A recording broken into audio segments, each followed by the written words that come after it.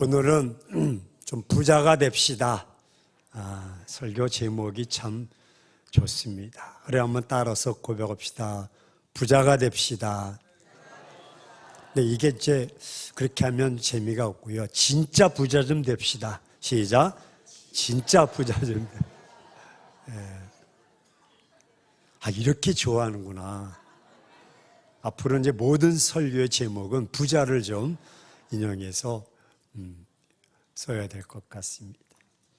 한 청년이 예수님께 왔습니다. 그런데 이 청년은 부모로부터 재산을 받았는지 벤처를 해서 돈을 벌었는지 부자입니다. 아니 부자이면서도 성경은 이 사람의 신분을 무엇이라고 말하냐면 관리, 간원이라고 말합니다. 관리, 간원이라고 말하면 이 사람이 가지고 있는 삶의 현재적인 사회적 위치는 부와 명예와 권력을 동시에 가지고 있는 젊은이, 앞이 활짝 열려있는 굉장한 사람, 잘 나가는 사람. 아니 여기에다가 하나 더 플러스가 있습니다. 그는 젊음과 명예와 권력만 가지고 있는 것이 아닙니다. 이 사람은 율법을 다 준수했다고 말합니다. 이것도 지키고 저것도 지키고. 이것을 보면 상당히 이 사람은 율법적인 면에서도 대단한 사람입니다. 1등 신랑감입니다. 아니 돈도 있지요. 젊음도 있지요. 세상적인 지위와 배경도 있습니다. 또한 종교적인 면에 있어서도 열정을 가지고 있는 사람이라고 생각할 때에 아마 이 사람 스스로 난 부족함이 없어 라고 말할 것이 뻔합니다. 하지만 율법에 아주 열심히 있던 청년이 어느 날 예수님에게 찾아와서 이상한 질문을 합니다. 아니 털어서 먼지 안 날 그런 사람인데, 흠을 잡을 수 없는 그런 사람인데 예수님을 예수님이라고 부르지 않는 것이죠. 무엇이라고 불렀는가 하면 선한 선생님이요 라고 부르고 있습니다. 반면에 이 말을 들은 예수님도 놀라셨습니다. 야, 내가 왜 나를 선한 선생님이냐라고 부르냐라고 예수님도 당황스러워 하셨습니다. 이 사람이 던진 질문에서 선한 선생님이요 하는 것을 보니까 이미 이 친구의 마음속에는 어찌 되었다는 사실을 주님이 알고 있는 것이죠. 왜 왔는지. 이상한 것은 청년이 예수님께 와서 무엇이라고 말씀했다고 했습니까? 예수님, 나에게 영생이 필요합니다 라고 말합니다. 그러면 이 말이 가지고 있는 문제점이 무엇일까? 보십시오. 이 부자 청년이 예수님에게 던진 질문 자체가 가지고 있는 문제가 무엇입니까? 이 사람 스스로 무엇이라고 고백을 합니까? 나는 율법을 다 준수했습니다. 하지만 율법 자체가 나에게 영생, 다시 말하면 나에게 구원의 문제를 해결해 주지 못했다는 것을 반증하고 있는 것입니다. 충격입니다. 대단한 충격입니다. 이 사람이 남에게 구걸이 나는 거지가 아니라는 사실을 주목하셔야 됩니다. 이 사람은 돈도 있지요. 장래가 환히 열리는 젊음도 있고요. 명예도 있고요. 종교적인 위치도 가지고 있는 사람. 부족함이 없고 잘 나가는 사람.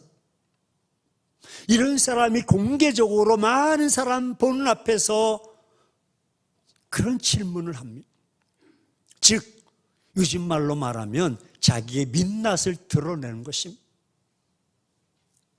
나는 어려서부터 철저하게 율법을 준수했습니다. 나는 율법에 대해서 당신이 말하는 그 모든 율법을 다 지켰다고 자신 있게 말할 수 있는 굉장한 사람입니다. 지금 그 사람이 스스로 무엇을 증명하고 있습니까? 나는 율법으로 내 스스로 구원을 받을 수 없습니다 라고 고백하고 있는 것입니다. 여러분, 이 말을 들을 수 있는 수많은 유대인들이 이 갈리 간원의 이야기를 듣고 충격을 받았을까요? 안 받았을까요? 옆에서 듣고 있도 네가 우리 같은 몰라도 너 같은 이건 뭐야? 라고 굉장한 충격이었고 대단한 충격이었을 것입니다. 예수님은 이 사람에게 어떤 질문을 받았습니까? 영생에 관한 질문을 받았습니다. 그런데 예수님은 무엇에 대해 답하셨을까요? 이 간원이 영생에 대해서 예수님께 질문을 던졌습니다. 자기 스스로가 율법적인 삶에서 구원을 얻지 못했다는 사실을 말합니다. 어쩌보면 민낯을 드러나기 때문에 창피함과 그 부끄러움, 하지만 이런 것을 다 벗어버리고 예수님께 질문을 던진 것입니다. 하지만 예수님은 이 사람에 대해서 영생에 대해서 답을 주지 않으셨습니다. 예수님은 무엇에 대한 답을 주셨습니까? 그래? 그러면 내가 가지고 있는 모든 재물을 다 팔아. 그리고 그 모든 것을 가난한 자에게 나눠주어. 각서 쓰지 말고 거저 주라고 그렇게 말을 하십니다. 그럼 예수님에게 영생에 관해서 요구했던 이 갈리는 그 말을 듣고 무슨 생각을 가졌을까요? 한번 냉정하게 판단해 봅시다. 이 간원이 재물을 팔아서 가난한 자들에게 다 나눠주라는 예수님의 말씀을 듣고 무슨 생각이 들었을까요? 이 말씀이 무엇이냐? 아니 영생을 얻는데 돈이 무슨 상관이 있습니까? 라는 반문을 할 수 있습니다. 돈과 영생이 무슨 연관성이 있습니까? 라고 반문할 수 있습니다. 아니 나는 지금 영생을 구원을 얻으려고 한다니까요. 근데 왜 자꾸 돈 얘기하십니까? 도대체 왜 내가 지금 필요한 것은 영생인데 왜 갑자기 돈을 다 내어놓으라고 말씀하십니까? 라는 반문을 제기할 수가 있습니다. 여러분, 원래는 이런 말을 누가 잘 인용할까요? 현대 이단 교주들이 잘 쓰는 말입니다. 보통 이단들에 가면 무엇부터 내놓으라고 하냐면 돈부터 내놓으라고 말합니다. 이게 이단의 속성입니다. 건전한 정통교회 순수한 복음을 전하는 교회는 그렇게 말하고 있지는 않습니다. 만약에 교회에 와서 영생을 얻으려고 왔습니다. 저 구원받으려고 왔습니다. 목사님, 그런데 제가 여러분들에게 네, 구원받으려고 오셨어요? 영생을 얻으려고 오셨어요? 그러면 통장이 몇 개 있습니까? 한 4개 정도 있는데, 그러면, 하나는, 한 1억 정도 있고, 하나는 적금 들어서 한 7천만 원, 그거 다 가져오세요. 그러면은, 할렐루야, 그걸 가져오겠어요? 이야, 알고 봤더니, 최 목사 사기꾼이다. 100% 가짜다. 그렇게 생각하지 않겠습니까? 여러분들은, 통장 가져오라면 제가 영생을 얻는데, 여기, 다 그러시겠지만, 많은 사람들이, 예수님은 무늬만 구원자지, 실제로, 예수님 속에는 사람들의 돈을 노리는 사기꾼이라고 생각 들지 않겠습니까? 돈에 대해서 설교하다가 말씀하신 것이 아닙니다. 또 주변에 있는 사람들의 반응은 어떨까? 저 영생이 필요합니다 라고 왔습니다. 그런데 그 사람에게 야, 너 돈 가지고 있는 거 모두 나눠줘, 그렇게 말했습니다.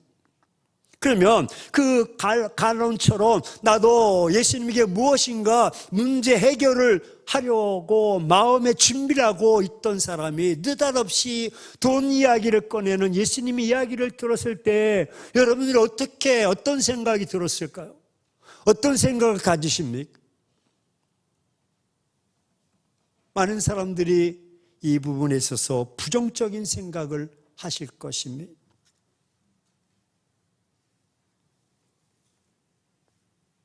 예수님을 만나는 날이면 내 재산 다 털리는 날이구나, 이렇게 주변 사람들이 예수님에 대한 오해가 생길 요지가 많습니다. 그리고 지금까지 가졌던 예수님에 대한 좋은 감정들이 다 무엇으로 바뀔까? 아마도 예수님에게 등을 돌릴 것입니다. 저는 가끔 말씀에 준해서 11조 설교를 하면 그 전주에 기도하면서 하나님, 11조를 통해서 많은 성도들이 축복받게 하옵소서. 하지만 이로 인해서 한두 명이 시험도로 교회 안 나올 수 있는데 하나님 붙잡아 달라고.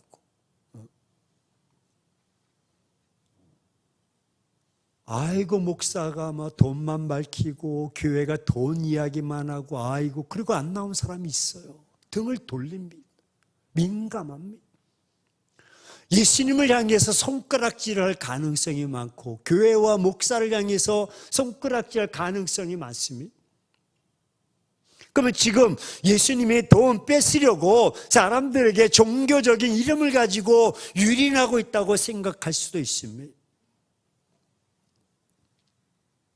그때 이 간원이 예수님에게 이런 말씀을 들었을 때 어떻게 생각했을까? 돈을 내어놓았을까요? 아니면 그냥 갔을까요? 예, 우리처럼 그냥 갔습니다. 그것도 견심하며 갔습니다. 알고 봤더니 뭐 예수도 별거 아니야, 교회도 별거 아니야, 아이고 알고 봤더니 뭐 제 목사 돈만 밝히고 아이고 별거 아니야, 가버리는 거. 그리고 그때 사람들의 반응은 어떻을까? 합리적으로 생각해 보세요. 야, 그래도 이 사람아 돈 좀 내고 구원받고 영생을 받지, 이렇게 생각했을까요? 아니면 너 참 잘했다, 야, 나 같아도 그냥 갔을 것이다, 야. 전자입니까? 후자입니까? 네? 답변하기 참 곤란하죠. 다 후자일 것입니다. 사실은 그 청년의 결정에 대해서, 그 청년이 돌아가는 결정에 대해서 그래 잘했다 야 라고 생각했을 것입니다. 그 다음에 또 하나는 이 청년 자신은 근심함에 돌아가면서 어떤 생각을 가졌을까요?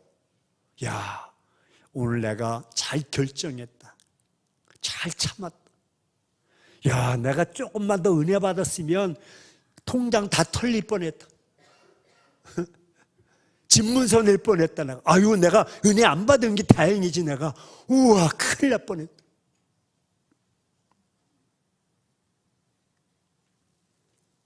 오히려 예수님에게 설득당하지 않는 것에 대해서, 은혜 받지 않는 것에 대해서 굉장히 스스로 위로했을지도 모릅니다.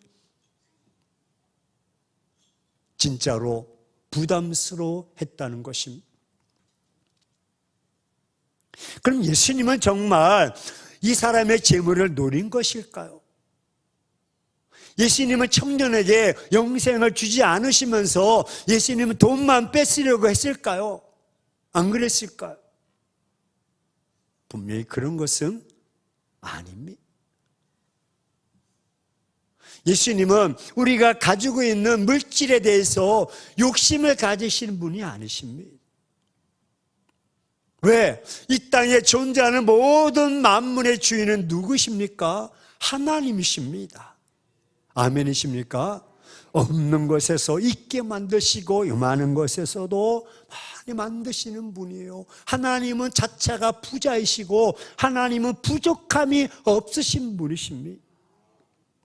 그런데 왜 이 청년에게, 예수님이 영생을 요구하는 청년에게 왜 돈을 요구했습니까? 예수님은 이 청년이 원하는 영생을 주실 수 있는 분이십니다. 그렇다면 이 청년이 영생을 얻기에 가장 중요한 예수님을 지금 바로 만난 것입니다. 그런데 이 청년은 왜 돌아갔을까? 결과적으로 이 청년은 예수님에게 영생을 요구하기 위해서 왔습니다. 청년은 영생을 주시는 지금 예수님을 만났습니다. 하지만 왜 이 청년은 결과적으로 돌아가 버렸을까? 이유가 있습니다. 한번 따라서 고백합시다. 돈 때문이다. 장벽이 있었습니다. 예수님께는 왔는데 가로막혀 있는 것이 돈 때문입니다. 그렇다면 이 청년에게 돈은 영생보다 더 가치 있는 것입니까? 가치 없는 것입니까? 이 청년은 돈은 자기 인생에서 영생을 얻는 것보다 더 귀했던 것입니다. 포기할 수 없었던 것입니다. 하나님을 만나는 것보다, 주님을 만나는 것보다 더 귀했던 것입니다. 돈이 훨씬 더 귀했기 때문에 근심하며 영생을 포기하고 돌아간 것입니다. 그렇다면 이 청년에게 돈이라고 하는 것은 바로 예수님을 만나고 영생을 얻는데 치명적인 방해요, 장벽이 되고 말았던 것입니다. 예수님은 왜 그런 결정적인 문제를 안고 있다는 사실을 알면서도 예수님이 그것을 끄집어냈느냐 하는 것입니다. 예를 들자면 예수님께서 먼저 우리가 생각할 은혜도 주시고 구원도 주시고 영생도 주셔서 성령 충만하게 막 임하면 모든 것이 은혜요, 내게 있는 거 다 주님께 드리며 막 그러면서 다 드릴 수 있지 않겠습니까? 하지만 예수님은 우리를 너무나 잘 알고 계십니다. 그 청년이 가지고 있는 본질을 잘 알고 계십니다. 그렇게 해서는 그 청년의 문제가 해결되지 않는다는 것을 아셨습니다. 예수님은 이 청년에게 영생 플러스, 즉 더 큰 부자를 만들기를 원해서 영생을 포함해서 더 큰 부자로 만드시려고 하신 것입니다. 여러분, 영생은 어떻게 이루어질까요? 영생이라고 하는 것은 예수님을 만나고 그분을 마음의 문을 열고 영접하면 됩니다. 쉽습니다. 영생은 예수님을 만나고 그분을 영접함으로 이루어지는 것입니다. 내 공로가 아니고 내가 물질을 많이 들여서도 아닙니다. 그러면 이 청년은 예수님을 지금 만났습니다. 그리고 예수님을 받아들이기로 준비되어 있습니다. 그렇다면 이 청년에게 영생의 문제가 될까요? 안 될까요?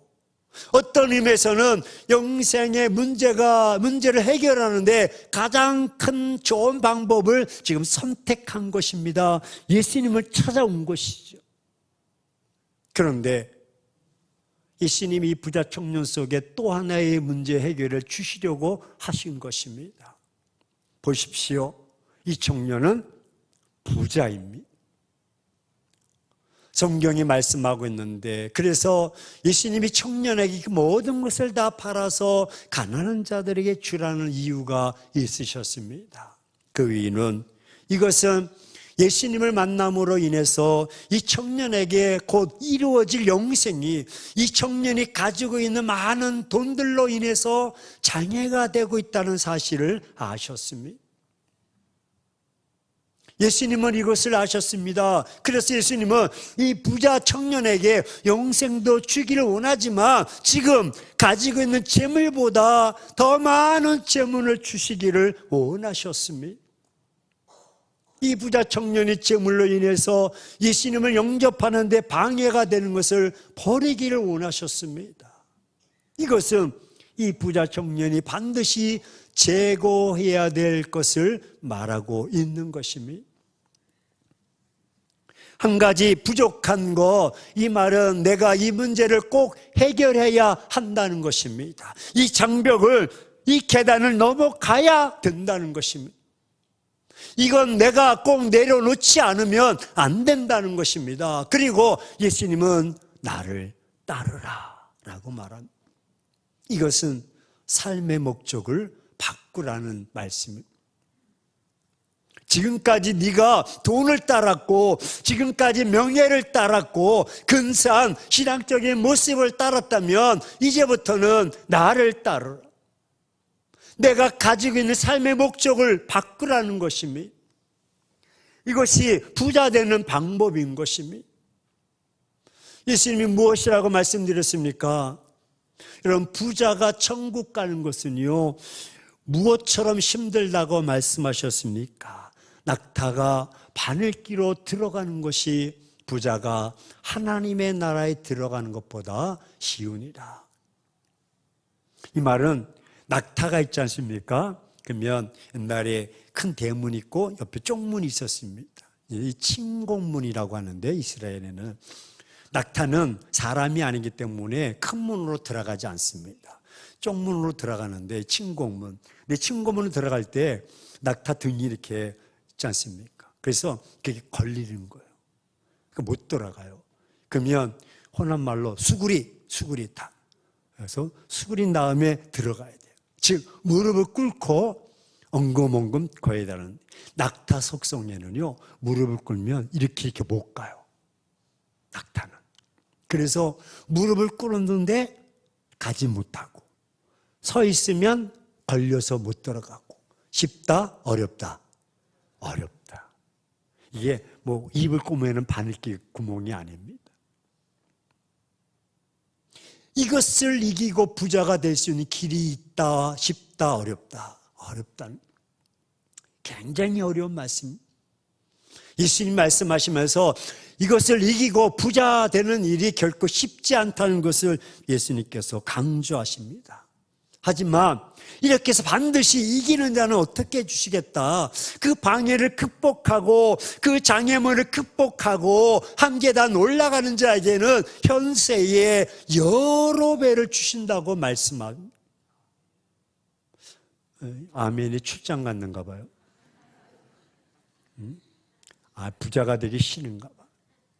주여, 저는 절대로 부자가 되지 않기를 원합니다. 그런 분만 여기 계시는 것 같아요. 할렐루야.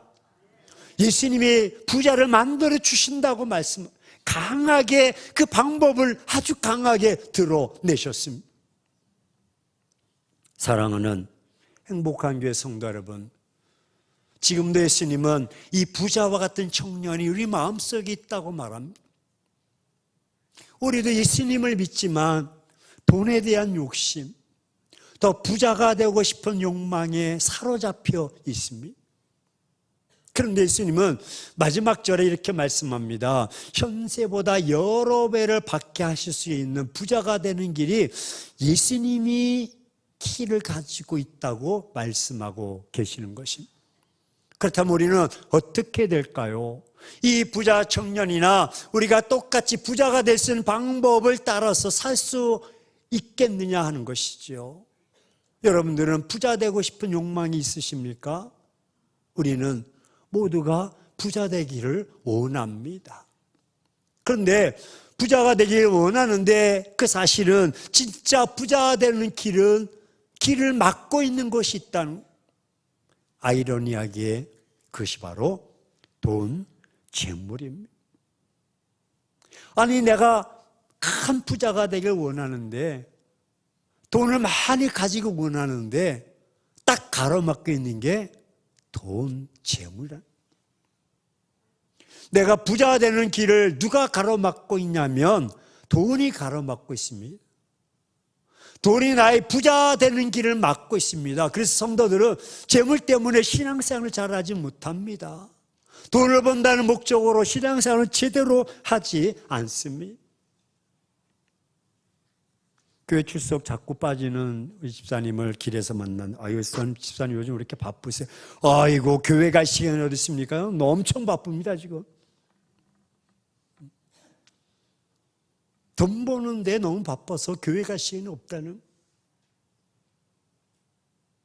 하지만 그렇게 추구한들 좋은 결과가 있겠네. 성도들이 재물에 대한 말만 하면 또 아주 민감한 반응을 보임. 말씀드렸듯이 그런 11조 설교나 하고 그러면 꼭 한두 사람이 교회 안 나옴. 교회 갔더니 돈만 밝힌다. 시험에 빠집니다. 재물에 대한 욕심이 우리를 가로막고 우리를 망치고 있습니다. 실제로 성도들은 부자가 되기를 원합니다. 우리 좌우 사람에게 부자 되십시오 한번 해보세요. 네. 봐요, 좋아하잖아요. 저한테 한번 목사님 부자 되세요 한번 해봐요. 당근이지. 당근. 싫은 사람이 어디 있습니까? 아니, 부자 되는 길만 있다면 수단과 방법을 가리지 않고 이러면 밤새도록 달려가죠. 하지만 우리 주변에 돈을 벌기 위해 있어서 심쓰다가 망한 사람이 얼마나 많은지 모릅니다. 그렇게 돈 벌 수 있다면 다 벌죠. 돈 벌기 위해서 힘썼는데 결국 결과가 좋지 않습니다. 돈이 돈을 벌어주게 해야 되는데 돈이 돈을 벌지 못하도록 막고 있다는 것입니다. 그렇다면 신앙생활을 하는 우리는 어떻습니까? 여러분들이 정말 예수님에게서 부요하시다는 사실을 믿고 계십니까? 하지만 정작 여러분들이 예수님 앞에 나와서 물질에 관한 이야기를 할 때는 마음을 닫아버립니다. 우린 정말로 어느 순간부터 마음을 닫아버리고 이 부분에 있어서는 매우 민감하고 길을 막아버립니다. 이것은 정말로 우리 신앙생활의 큰 문제입니다. 이것이 정말로 내 신앙생활의 큰 문제인 것입니다. 부자가 되기를 원하는데 여러분, 하나님이 요구하시는 재물, 하나님 말씀하신 재물에 대해서는 모두가 지금 더 거부하고 있다는 것입니다. 부자가 되는 길이 있을까요? 없을까요? 예, 있습니다. 방법이 무엇일까? 그것은 바로 하나님께서 부자를 만들어주시면 등이 부자가 될 줄로 믿습니다. 하나님이 부자가 되게 만드실 수 있으신 분이 하나님이십니다. 하나님이 만들어주시면 우리는 부자가 되고, 하나님 나에게 부자가 되게 하시고 하나님이 나를 부여하게 하시는 사실을 우리는 믿고 나가야 되는 것입니다. 하나님만이 하십니다. 그렇다면 부자 되기 위해서 어떻게 될까? 한번 따라서 고백합시다. 내려놓읍시다. 이 청년처럼 내려놓지 않으면 절대로 부자가 될 수가 없다는 것이죠. 두 종류의 사람이 있습니다. 돈이 너무 많아서 내려놓지 못하는 사람이 있습니다. 반대로 돈이 너무 없어서 돈에 집착을 하는 사람이 있습니다. 하지만 둘 다 내려놓아야 될 사람입니다. 만약 우리가 내려놓는다면 어떻게 될까요? 지금 돈이 많은 사람이 내려놓는다면, 우리가 내려놓는다면 그는 지금보다 더 큰 부자가 될 것입니다. 아멘이십니까? 가난한 사람이 그것을 내려놓을 수 있다면 어떤 길로 들어섭니까? 이제는 부자가 되는 길로 들어서는 것이고 부자가 되는 길로 가는 것입니다. 정말로 부자가 될 수가 있습니다. 제가 서초동에서 목사하면 아마 이렇게 여러분 부자이신데 더 큰 부자가 더 큰 빌딩 하나 더 얻으시려면 내려놓으십시오라고 하지만 우리 형편은 뭐 빌딩이 있지 않습니까? 그러니 그냥 우리는 없는 것에서 들여서 내려놓아서 이제는 축복의 통로로 나가 보자는 것입니다. 돈이 많아서 그것을 움켜잡고 있는 사람도 내려놓아야 되지만 더 심각한 것은 나는 돈이 없기 때문에 이 물질에 대해서 너무 집착하고 여기에 대해서 가민하게 보이는 사람도 내려놓아야 된다는 것. 이 사람들이 내려놓아야만이 부자가 될 수가 있다는 것입니다. 부자가 부자 되는 것은 어떤 의미에서는 쉬운 일입니다. 하지만 가난한 사람이 부자 되는 것은 정말로 힘든 일입니다. 그러나 하나님의 그 방법을 오늘 우리에게 주심으로 인해서 우리가 부자 될 수 있는 길을 열어주셨다면 내려놓기를 주의 이름으로 축원합니다. 그것은 한 가지뿐입니다. 돈이 예수님과 우리와의 관계, 돈이 신앙의 결정적인 문제에서 돈이 걸림돌이 되어서는 안 된다면 우리는 이제 신앙의 승리자가 될 줄로 믿습니다. 그 장벽을 뛰어넘어서 그 계단을 뛰어넘어서 해 아래 삶이 아니라 해 위의 삶, 물질적인 승리도 하나님의 주시는 부여의 세계로 얼마든지 우리가 점핑할 수가 있는 것입니다. 그렇습니다. 교회는 우리를 부자되게 만들어주시는 것이요, 교회는 우리를 부자로 만들어주시는 하나님의 집이요, 세상이 우리를 부유하게 만들지 않습니다. 하나님은 교회에서 우리가 부자되는 길을 만들어주시고 하나님 교회에서 우리를 더 부자되게 만들어주시는 것입니다. 사랑하는 행복한 교회 성도 여러분, 재물을 내려놓으십시오. 내려놓는 길이 부자가 되는 길입니다. 그렇다면 내려놓는 것이 무엇입니까? 그것은 재물의 목적을 바꾸라는 것입니다. 진짜 부자 되길 원한다면 돈, 재물의 목적을, 가치를 바꾸셔야 됩니다. 지금까지 내가 가졌던 재물에 대한 생각이나 목적이나 내가 재물을 모아서 어디에다 쓸 것인가, 무엇을 위해서 쓸 것인가, 여러분들이 다 준비했다면 그것을 다 내려놓고 바꾸셔야 됩니다. 그러면 더 많이 부자가 될 수가 있습니다. 예를 들어 누구를 위해서 사용할 것인가, 무엇을 위해서 사용할 것인가, 내 사고를 바꾸는 것이고, 그 돈과 재물에 내 사고를 바꾸고 내 목적을 바꾸고 나에게 집중되는 것이 아니라 하나님의 나라와 의를 위해서, 이웃을 위해서 우리가 목적을 두고 사용하는 것입니다.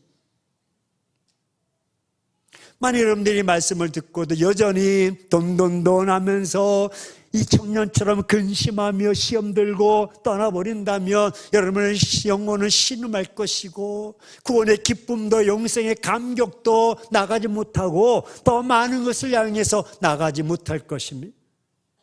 하지만 재물과 돈을 초월해서 하나님 나라와 의를 위해서 여러분들이 드리며 나간다면 여러분 영생에 대한 기쁨과 충만한 삶, 삶의 근심과 염려와 여러분 그 한숨적인 삶이 아니라 영생의 기쁨을 누리며 살게 될 줄로 믿습니다. 이 시간 결단합시다. 이제부터 재물의 가치관을 버리시고 그로 인해서 믿음의 큰 부자가 되길 주의 이름으로 축원합니다.